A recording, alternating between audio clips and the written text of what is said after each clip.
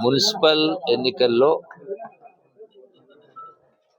అన్నింటికి అన్ని స్థానాలు కాంగ్రెస్ పార్టీ గెలవాలని, గెలవబోతుందని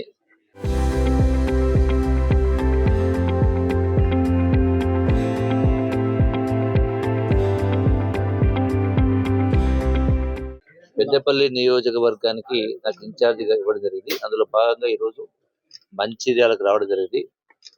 పెద్దలు శాసనసభ్యులు ప్రేమ్ సాగర్ గారిని కలవడం జరిగింది. ఇక్కడ మంచిర్యాలో అయినా ఈ యొక్క పార్లమెంటులో ఉన్నటువంటి మొత్తం 10 మున్సిపాలిటీస్ మొత్తం కూడా అన్నింటికి అన్ని కూడా 10కి 10 కూడా కాంగ్రెస్ పార్టీ గెలవబోతా ఉంది. అది కూడా ప్రతి మున్సిపాలిటీలో కూడా 75% తగ్గకుండా వార్డు మెంబర్స్ అందరూ కూడా గెలవబోతా ఉన్నారు. అభివృద్ధి సంక్షేమ కార్యక్రమాలను చూసి, రెండవది గత ప్రభుత్వ నిర్వాహకం వల్ల రాష్ట్రం మొత్తం కూడా ఆర్థికంగా చితికిపోయినా కూడా గత ప్రభుత్వం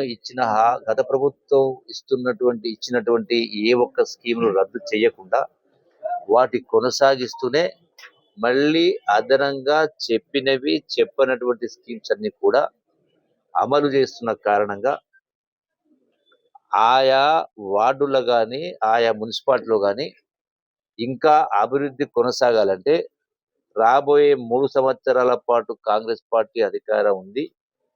ఆ తదనంతరం మళ్ళీ ఒక 5 సంవత్సరాలు కూడా కాంగ్రెస్ పార్టీ అధికారులకు వస్తుంది అనేటువంటి విశ్వాసం ప్రజలలో ఉంది. అందుకని వార్డులు అభివృద్ధి చెందాలన్నా, మున్సిపాలిటీలు అభివృద్ధి చెందాలన్నా ప్రతిపక్ష పార్టీలకు, అది కూడా విచ్చలవిడిగా గడిచిన 10 సంవత్సరాల్లో అధికారం వెలుగబెట్టిన నాయకులు విచ్చలవిడిగా ఆర్థిక విధ్వంసం, ప్రజాస్వామ్యాన్ని కూని చేసే కార్యక్రమం ఇవన్నీ జరిగిన నేపథ్యంలో ఈ రోజున మొన్న జరిగినటువంటి సర్పంచ్ ఎన్నికల్లో, అంతకుముందు జరిగినటువంటి జూబ్లీహిల్స్ ఎన్నికల్లో, నేను చెప్పడం కాదు, కేటీఆర్ జూబ్లీహిల్స్ ఎన్నికల్లో ఉప ఎన్నికల్లో ప్రచారంలో భాగంగా జూబ్లీహిల్స్కి వచ్చి ఒక మాట అన్నాడు. గడచిన 2 సంవత్సరాల కాంగ్రెస్ పార్టీ పరిపాలన పైన, ముఖ్యమంత్రి రేవంత్ రెడ్డి గారి పరిపాలన పైన రెఫరెండం అంటే ప్రజలు తీర్పు ఇవ్వబోతా ఉన్నారని కేటీఆర్ స్వయంగా మాట్లాడడం జరిగింది.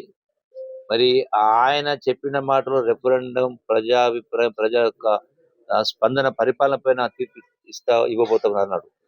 సో అన్నట్టుగా మరి కాంగ్రెస్ పార్టీ గెలిచింది కాబట్టి వాళ్ళు చేసిన ఆరోపణలన్నీ కూడా కరెక్ట్ కాదు, రాజకీయ లబ్ధి కోసం మాట్లాడిన మాటలు అనేది కూడా తేటతెల్లమైంది. కాబట్టి ఇప్పుడు ఈ మున్సిపల్ ఎన్నికల్లో కూడా 100కు 100% కాంగ్రెస్ పార్టీ ఘన విజయాన్ని సాధించబోతా ఉంది. ఇక్కడ మంచిర్యాలలో కూడా అన్నింటికీ అన్ని స్థానాలు కాంగ్రెస్ పార్టీ గెలవబోతుందనేటువంటి సమాచారం నాకుంది. రిపోర్ట్స్ కూడా ఉన్నాయి, ఇంటెలిజెన్స్ రిపోర్ట్స్ కావచ్చు, సర్వేస్ కావచ్చు, అట్లాగే మా యొక్క నాయకుల, కార్యకర్తల ఉత్సాహం కూడా అట్లాగే ఉన్నది. ఫోన్ ట్యాపింగ్ అయినా, ఫోన్ ట్యాపింగ్ అయినా, నిధుల ట్యాపింగ్ అయినా, ఏ ట్యాపింగ్ అయినా ప్రభుత్వం చట్టాలు ఎవరికి చుట్టం కాదు. 100% ప్రభుత్వం చట్టపరంగా ఏం చేయాలో ఆ కార్యక్రమం చేస్తుంది. ఆయా సంస్థలు, దానికి సంబంధించినటువంటి పోలీస్ యంత్రాంగం, ఇన్వెస్టిగేటివ్ టీమ్స్ ఇన్వెస్టిగేట్ చేస్తూ ఉన్నారు. దాని ప్రకారమే నిర్ణయాలు ఉంటాయి. కొన్ని బాధాకరమైన విషయం ఏంటంటే, బాధ అనిపిస్తూ ఉంది. ఇంతమంది ప్రాణత్యాగాలు చేసి తెలంగాణ రాష్ట్రం సాధించుకుంటే, యావత్ తెలంగాణ సమాజం సంఘటితమై తెలంగాణ రాష్ట్రం సాధించుకుంటే గొప్పగా పరిపాలించేది పోయి ఈ నీచమైనటువంటి దిగజారుడుతనం, ఏం కర్మ, మంది ఫోన్లు ట్యాప్ చేయడం కోసం వేరే పని లేకుండా ప్రభుత్వానికి కరెక్ట్ కాదు కదా. ఈ ప్రజలకు సంబంధించినటువంటి వాళ్ళ యొక్క స్వేచ్ఛ, వాళ్ళ స్వేచ్ఛకు భంగం కలిగే విధంగా మరి కూడా 10 సంవత్సరాల తొంగి చూడమే కదా, ఇది వాళ్ళకి తగింది కాదు. అందుకే బీఆర్ఎస్ పార్టీ పతనమైంది.